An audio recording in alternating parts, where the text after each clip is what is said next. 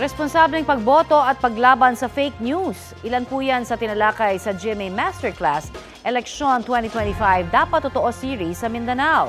Balitang hatid ni RJ Relator ng GMA Regional TV.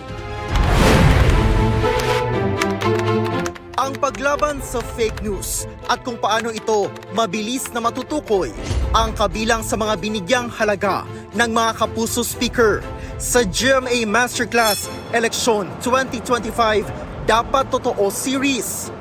Idiniin ng isa sa speakers sa Holy Cross of Davao College sa Davao City na si GMA Integrated News Producer Tina Panganiban Perez ang mga dapat suriin na mga katangian ng isang kandidato na dapat iboto. Malaking factor yung election 2025 sa election 2028. Kaya tandaan po natin, ang nakataya sa kada eleksyon ay buhay natin, kinabukasan natin.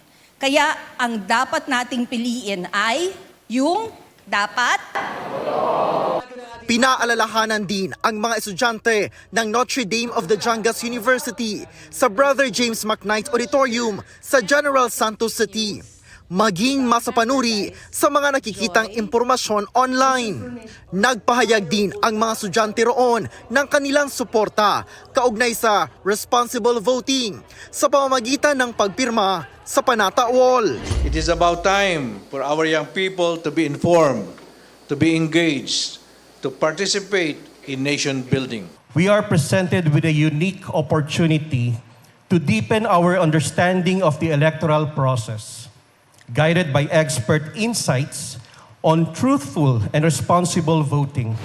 Ayon kay Senior Vice President and Head for GMA Integrated News, Regional TV and Synergy, Oliver Victor B. Amoroso, nakatuon ang GMA sa pagsiguro na ang bawat Pilipino, lalo na ang kabataan, ay katuwang natin sa laban kontra misinformation at disinformation, lalo na ngayong papalapit na ang midterm elections. The GMA Masterclass Election 2025 Dapat Totoo Series aims to remind us of our right to choose our leaders, the necessity of remaining vigilant, and the importance of being discerning in our choices.